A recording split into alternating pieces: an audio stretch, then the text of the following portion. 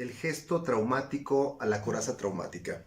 El trauma se congela en el cuerpo y de forma muy particular en la movilización emocional del cuerpo mamífero, los gestos.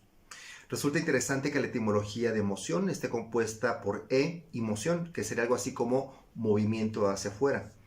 Y eso es precisamente el gesto, un movimiento del cuerpo mamífero hacia afuera. El lenguaje de los gestos es el código de los mamíferos y de los primates. Es posible leer el congelamiento del trauma en el gesto congelado. Es ahí, en ese gesto congelado, donde se encripta la memoria traumática del miedo.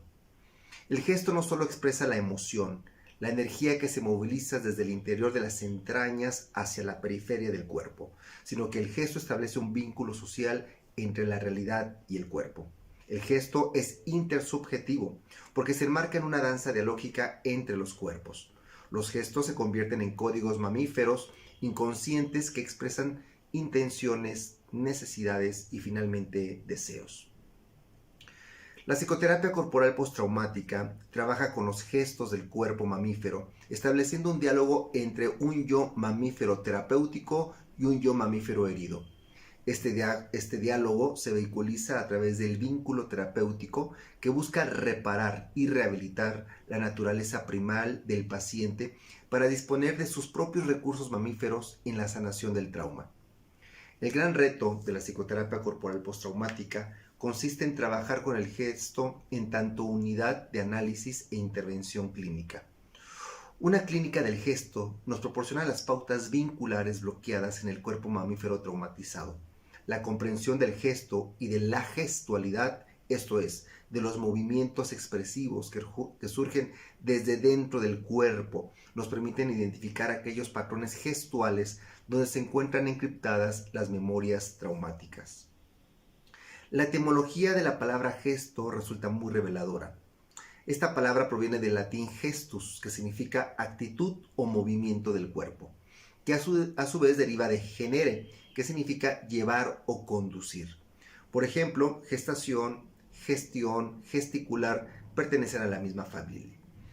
El gesto es el que lleva o conduce el movimiento interno de órgano, esto es la emoción, hacia los músculos periféricos del cuerpo. De esta forma, el cuerpo gesta una emoción que será expresada a través de un movimiento corporal externo y visible. La mal llamada comunicación no verbal es realmente la comunicación del gesto. Sin embargo, el gesto en parte comunica, expresa todo este conjunto de emociones.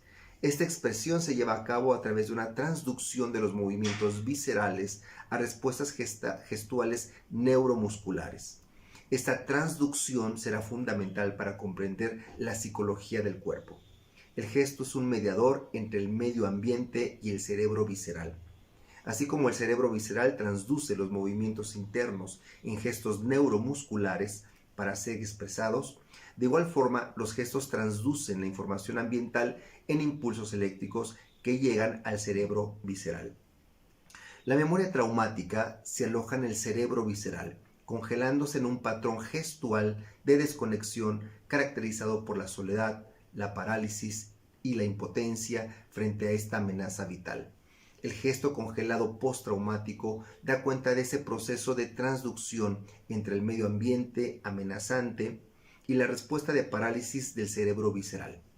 En este sentido, el gesto congelado tiene dos caras, una externa hacia el ambiente, donde expresa el gesto del miedo congelado, y una cara interna, donde el gesto congelado comunica al cerebro visceral. De esta forma, el gesto es la puerta que conecta y filtra el ambiente con el cerebro visceral. La psicoterapia corporal postraumática tiene como objetivo descongelar el gesto y con ello la liberación de la información encriptada. Pero, ¿cómo es un gesto traumático congelado? ¿Cómo se identifica? El gesto traumático se encuentra encriptado en el cuerpo como una memoria traumática que es activada a partir de estímulos que son interpretados conscientes o inconscientemente como potencialmente amenazantes o que recuerdan a la situación traumática original.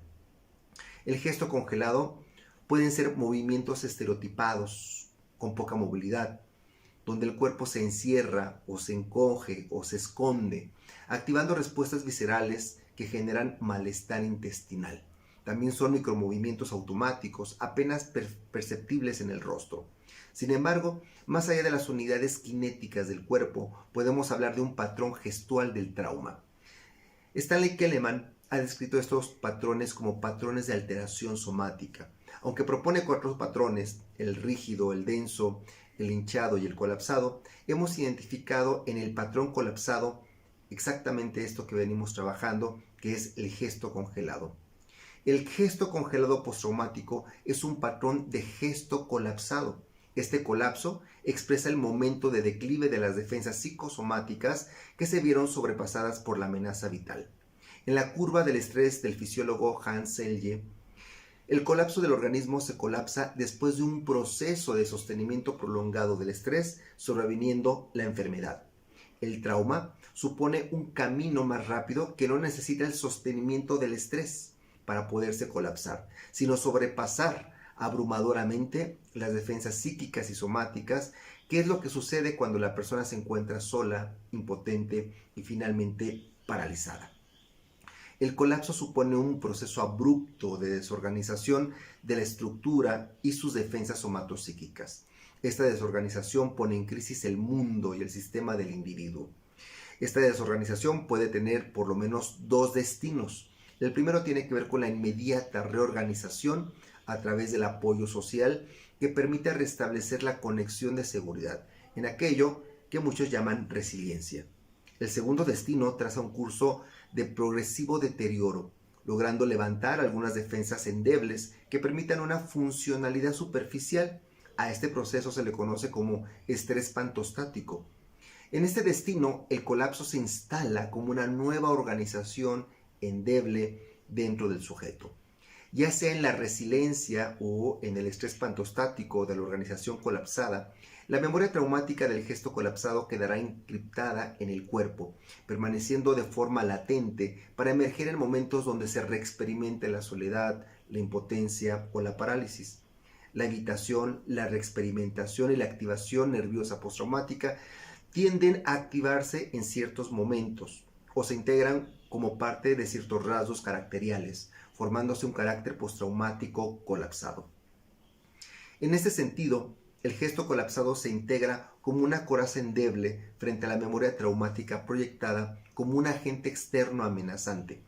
El gesto, en tanto sistema de sociabilidad, almacena la memoria traumática, limitando la conexión social a través del gesto colapsado, cerrando el cuerpo-mente frente a un mundo que resulta abrumadoramente amenazante. En cierto sentido, la coraza traumática comparte rasgos con lo que se ha denominado la coraza esquizoide, aunque no necesariamente se identifican una con la otra.